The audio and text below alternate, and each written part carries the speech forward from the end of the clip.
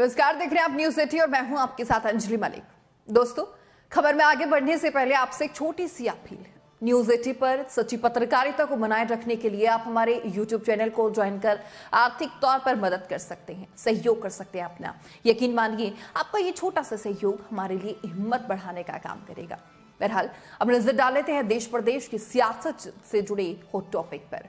दरअसल केसरगंज सांसद ब्रजभूषण शरण सिंह के खिलाफ चल रही पहलवानों की लड़ाई में अब एक नया मोड़ सामने आ गया है। धरने की शुरुआत और परमिशन को लेकर दो बड़े खिलाड़ियों के बीच जुबानी जंग शुरू हो गई है और मामले ने फिर से तूल पकड़ लिया है।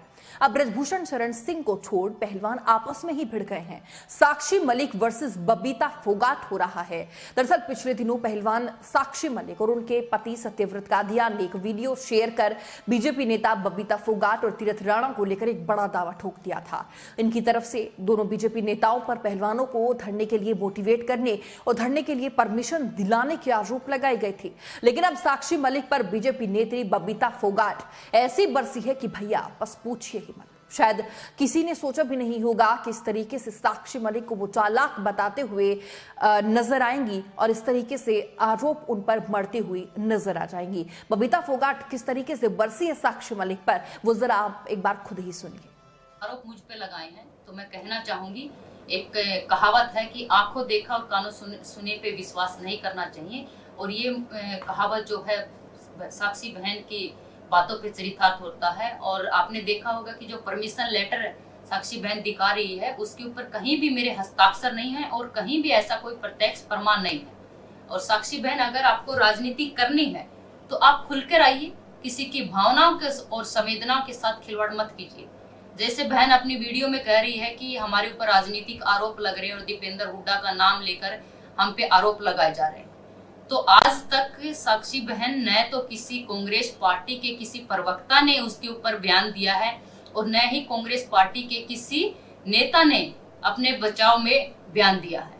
बावजूद इसके कि आप उनको काउंटर करने के लिए हर आदमी को आप ही जवाब दे रही हैं। और मुझे तो समझ नहीं आ रहा कि आप पहलवानों की पक्ष की बात कर रहे हैं या कांग्रेस के प्रवक्ता के तौर पर आप बयान दे रहे हैं। और दीपेंद्र हुड्डा जी, जिस तरह से आप व्यवस्था में बैठे लोगों के ऊपर सवाल कर रहे हैं, तो तब आप कहां थे जब 2012 से लगातार हरियाणा कुश्ती संघ के 10 साल तक अध्यक्ष के पद पर बैठे थे? क्या कभी आपने कभी महिला पहलवानों की सूध ली? क्या आपने उनसे कभी उनके दुख दर्द तकलीफ को जानने की कोशिश की? क्या कभी आपने इस बातों का संज्ञान लेने की कोशिश की?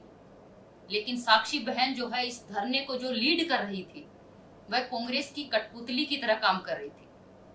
उनका पूरा नियंत्रण जो है धरने के बैठे लोगों के ऊपर था।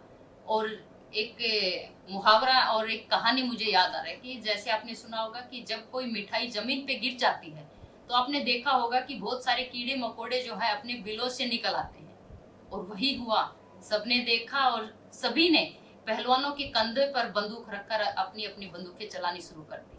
और एक भारतीय होने के नाते, एक पहलवान होने के नाते मेरा भी खून खोल रहा था।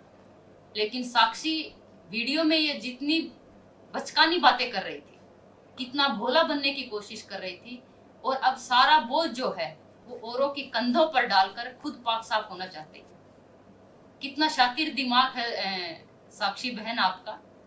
खाप पंचायतों के जो चाचा ताऊ, जो मेरे भी चाचा ताऊ, यहाँ कुल मिलाकर जो है वो एक अलग ही एंगल पहलवानों के धरने को लेकर सामने आ गया है। लेकिन अब इसे लेकर और भी ज्यादा चर्चाएं तेज हो रही हैं और लोग भी काफी कंफ्यूज हो रहे हैं कि आखिर भैया चल क्या रहा है। पहलवानों का आपस में ही आरोप प्रत्यारोप का दौर जारी है। खैर, कौन गलत कौन सही, ये तो आगे जो जांच होगी, जो कोर्ट ने जो 4 तारीख दे रखी है उसके बाद जांच में साफ हो पाएगा। लेकिन एक सवाल जरूर है कि आखिर इस पूरे मामले में राजनीति कर कौन रहा है और अपनी सत्ता की जो रोटियां हैं वो सेक ना कौन चाहता है। इस पर आप क्या सोचते हैं, आपका क्या मानना है, जरूर कमेंट बॉक्स में रखिएगा। मेरे साथ इतना ही, देखते रहिए न्यूज़ सिटी। नमस्कार।